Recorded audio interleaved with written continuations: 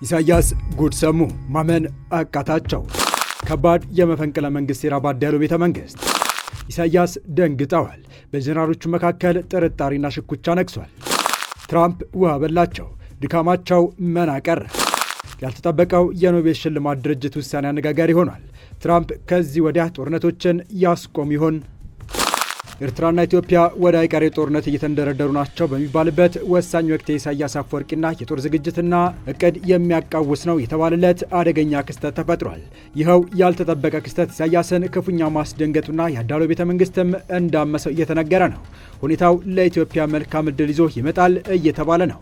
በሌላ በኩል ደግሞ የአሜሪካው ፕሬዚዳንት ትራምፕ የኖቤል ሰላም ሽልማት አኩኩሉ ዘንድሮም ፍጻሜን ሳገኝ መቀጠሉ ሚሊዮኖችን እያነጋገረ ነው። ዓለም አቀፉ የኖቤል ሸላሚ ድርጅት ትራምፕ ሲጠበቁ ለሽልማቱ ሌላ ሰው መርጧል። 7 ጦርነቶች አስቁም ያለው እና ሽልማቱ ይገባኛል ባዩ ትራምፕም ምላሻቸው በጉጉት እየተጠበቀ ነው። ሰላም ውድ የሁሉ ዴይሊ ቤተሰቦች እንደምን አላችሁ? ቻናሉን ሰብስክራይብ፣ ላይክ፣ ሼር ያደረጋችሁ እስከ መረጃዎቻችን ፍጻሜ አብራችሁን ቆዩ። የጊዜ እርምጃ ፍጥነቱን ሳይቀንስ ወደፊት ሲገሰገስ እኛ በስራ ላይ ነን። ስራችንም እርሶን የቤት ባለቤት ማድረግ ነው። የመኖሪያ ቤቶችንና የንግድ ሱቆችን በተመጣጣኝ ዋጋ ለሽያጭ አቅርበንልዎታል። ጊፍት ሪል ስቴት ሁለተኛውን የአዲስ ዓመት ኤክስፖ አዘጋጅቶ እየጠበቁት ነው። በፍጥነት ይወስኑ። ከመስከረም 29 እስከ ጥቅምት 8 2018 ዓመተ ምህረት ባዘጋጀን ኤክስፖ ላይ በመገኘት በ2% ቅድሚያ ክፍያ የዘመናዊ አፓርትመንቶችና የንግድ ሱቆች ባለቤት ይሆኑ። መኖርስ በጊፍት መንደር።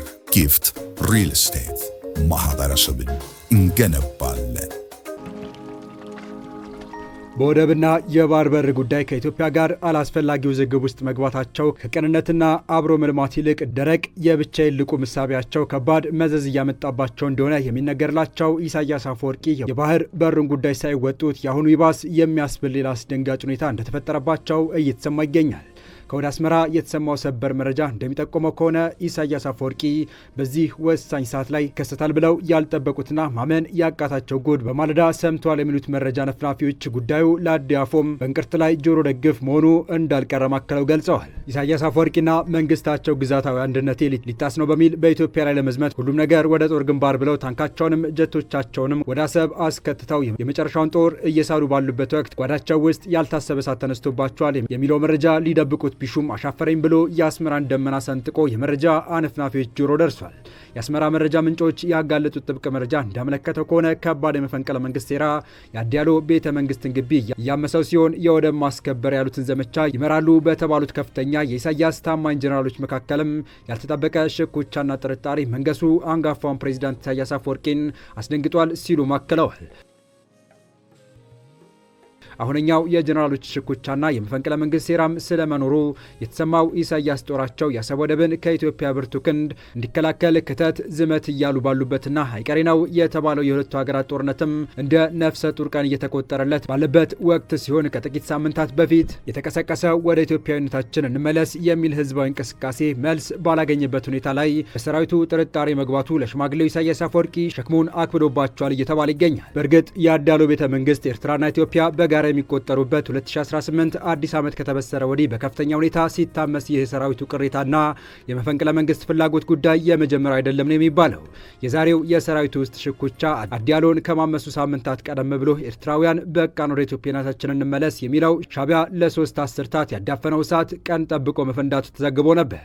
ወዲህ ከአዲስ አበባ በኩል የሻዕቢያን አገዛዝ ላይመለስ የመሸኛ ጊዜው አሁን ነው የሚል ቁርጥ ያለ አቋምና እቅድ ተይዞ እየተሰራ ስለመሆኑ ተደጋግሞ በሚነገርበትና የአስመራው መንግስትም ደጋግሞ ጉዳዩን እያነሳ ልብ አድርጉልኝ እያለ በሚገኝበት ሰዓት ከሩቅ የተፈራው እሳት እዛው አዲያሎ ቤተ መንግስት አፍንጫ ስር ከራሳቸው ከኤርትራውያን ዘንድ መነሳቱ ለኢሳያስ አፈወርቂና አስተዳደራቸው በድንጋጤ እንጥል ዱብ የሚያደርግ ዱብዳ ስለመሆኑም እየተነገረ ሲሆን ይህ ድንጋጤም ኤርትራ በውር ድንበር ጦርነቱን ልትከፍት ሊያስገዳት ይችላል እየተባለ ነው።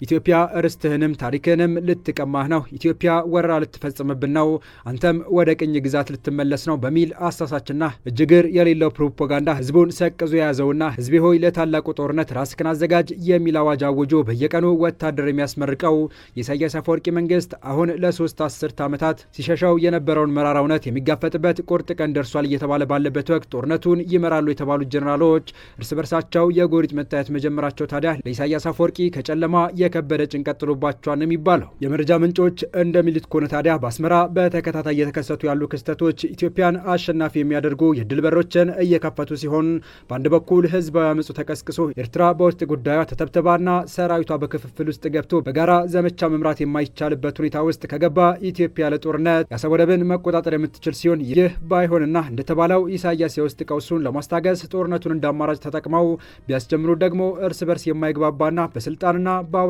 ሽኩቻ ውስጥ ያለ መሪ የሚመራው ኃይል በቀላሉ የሚበታተን በመሆኑ የኢትዮጵያ ጦር ከአሰብ አልፎ አስመራንም መቆጣጠር የሚችልበት እድል አለ እየተባለ ይገኛል። በቀጣይ መረጃ ዶናልድ ትራምፕ የጓጉለት ኖቤል በድጋሚ ፊቱን አዞረባቸው። የቬንዙዌላው የተቃዋሚ ፓርቲ መሪ ማሪያ ኮሪና ማቻዶ የኖቤል የሰላም ሽልማት አሸነፈች። የቬንዙዌላ ተቃዋሚ ፖለቲካ መሪ የሆኑት ማሪያ ኮሪና ማቾዳ በሀገራቸው ዲሞክራሲያዊ መብቶችን ማቀንቀናቸውና አገራቸው ወደ ዲሞክራሲ ሽግግር እንድታደርግ በመታገላቸው የዚህ ዓመት የኖቤል ሽልማትን ማሸነፋቸውን ኮሚቴው አስታውቋል። በ2005 የኖቤል የሰላም ሽልማት እየጨመረ በመጣው ጨለማ ውስጥ የዲሞክራሲን ነበልባል ለምታስቀጥል ሴት መሰጠቱን ኮሚቴው አስታውቋል። አምባገነኖች ስልጣን ሲይዙ ተነስተው የሚገዳደሩ በሙሉ የነጻነት ጠባቂዎችን እውቅና መስጠት ይገባል ብሏል። ኮሚቴው ማሪያ ኮሪና ማቾዳ ከቅርብ ጊዜያት ወዲህ በላቲን አሜሪካ ካሉት እጅግ የተለዩ ተምሳሌቶች አንዷ በመሆን የኖቤል ሰላም ሽልማት መሸለሟን ገልጿል። የኮሚቴው ሰብሳቢ አክሎ ማቾዳ ዋና የአንድነት ምሳሌ ሆና ቆይታለች። በዲሞክራሲ ማዕከላዊነት ላይ የተቀመጠው ይህ ነው። ባንስማማም እንኳን በህዝብ በላይነት መመራት አለበት የሚለው መርሆ ለመከላከል ያለን ፍላጎት ነው ሲሉ ገልጸዋል። ዲሞክራሲ አደጋ ላይ በወደቀበት በዚህ ወቅት ይህንን የጋራ አቋም መከላከል ከመቼም ጊዜ በላይ አስፈላጊ ነውም ተብሏል። በቬንዙዌላ የተቃዋሚ ፖለቲካ መሪ የሆኑት ማሪያ ኮሪና ማቾዳ ባለፈው ዓመት በተካሄደው ፕሬዚዳንታዊ ምርጫ እንዳይሳተፉ ተከልክለው የነበረ ሲሆን ምርጫው በዓለም አቀፍ ደረጃ ነጻም ፍትሐዊም አይደለም በሚል ውድቅ ተደርጓል። ምንም እንኳን በምርጫው እንደሚያሸንፉ ትንበያዎች ቢያሳዩም እንዳይሳተፉ በመደረጉ ፕሬዚዳንት ኒኮላስ ማዱሮ ለሶስተኛ ጊዜ አሸናፊ ሆነው በስልጣን ላይ ቀጥለዋል። ከምርጫ ውጤት በኋላ በመላ አገሪቱ የተቃውሞ ሰልፎች የተካሄዱ ቢሆንም መንግስት ግን ሙሉ በሙሉ መቆጣጠርና ዝም ማሰኘት ችሏል። በማዱሮ በዓለ ሲመት ዕለት በተዘጋጀ ሰልፍ ላይ ለጥቂት ጊዜ የታዩት ማቾዳ ከዚያ በኋላ ግን እስከ ዛሬ ድረስ ተደብቀው ይገኛሉ። ለአጭር ጊዜ በመንግስት የጸጥታ ኃይሎች በቁጥጥር ስር ውለው የነበሩት የተቃውሞ ፖለቲካ መሪዋ ወዲያው ተለቀዋል። በቬንዙዌላ ዲሞክራሲ አደጋ ላይ መውደቁን የተናገሩት የኖቤል ኮሚቴ ሰብሳቢ ማቾዳ ለነጻና ፍትሐዊ ምርጫ ከጠመንጃ ይልቅ በምርጫ ሳጥን ስልጣን እንዲገኝ ከ20 ዓመት በፊት መታገል መጀመራቸውን ተናግረዋል። አክለውም ለነጻነት ስትሰራ ዓመታትን አሳልፋለች ሲሉ ተናግረዋል።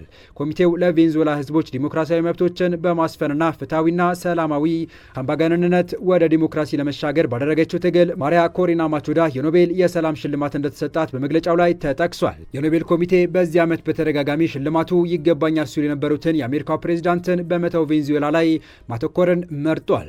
የኖቤል ሰላም ሽልማት አሸናፊ ከሜዳሊያና ምስክር ወረቀት ባሻገር 11 ሚሊዮን የስዊድን ክሮነር ወይም 1.2 ሚሊዮን ገደማ ተሸላሚ ይሆናሉ። የኖቤል ሽልማት በስዊድናዊ የፈጠራ ባለሙያ ሳይንቲስት የንግድ ሰው አልፍሬድ ኖቤል ነው የተመሰረተው። የኖቤል አሸናፊዎች ሽልማት ስነ ስርዓት የሚካሄደው አልፍሬድ ኖቤል በ1896 በሞተበት ቀን ታህሳስ 10 ወይም ዲሴምበር 10 ይሆናል። የተወደዳችሁ የቻናላችን ቤተሰቦች ለአሁኑ ለእናንተ ይመጥናሉ ብታደምጧቸው ታተርፉባቸዋላችሁ ብለን የመረጥንላችሁ ዕለታዊ መረጃዎቻችን እስካሁን ያደመጣችኋቸው ነበሩ። በተመሳሳይ ሀገራዊና ቀጠናዊ ጉዳዮች እንዲሁም ዓለም አቀፍ የጂኦፖለቲካ ወታደራዊና አነጋጋሪ ክስተቶችን ለበለት ተከታትለን በትኩስ ይዘን እንደምንቀርብ እያሳወቅን የቻናሉ ቤተሰብ ካልሆናችሁ ሰብስክራይብ፣ ቪዲዮን ላይክ እና ሼር በማድረግ ተደራሽነታችን ታሰፉ ዘንድ አክብሮታዊ ግብዣችን ነው። አበቃን። ሰናይ ጊዜን ተመኘን። የጊዜ እርምጃ ፍጥነቱን ሳይቀንስ ወደፊት ሲገሰገስ እኛ በስራ ላይ ነን። ስራችንም እርሶን የቤት ባለቤት ማድረግ ነው። የመኖሪያ ቤቶችንና የንግድ ሱቆችን በተመጣጣኝ ዋጋ ለሽያጭ አቅርበንልዎታል። ጊፍት ሪል ስቴት ሁለተኛውን የአዲስ ዓመት ኤክስፖ አዘጋጅቶ እየጠበቁት ነው። በፍጥነት ይወስኑ። ከመስከረም 29 እስከ ጥቅምት 8 2018 ዓመተ ምህረት ባዘጋጀን ኤክስፖ ላይ በመገኘት በ2% ቅድሚያ ክፍያ የዘመናዊ አፓርትመንቶችና የንግድ ሱቆች ባለቤት ይሆኑ። መኖርስ በጊፍት መንደር። ጊፍት ሪል ስቴት ማህበረሰብን እንገነባለን።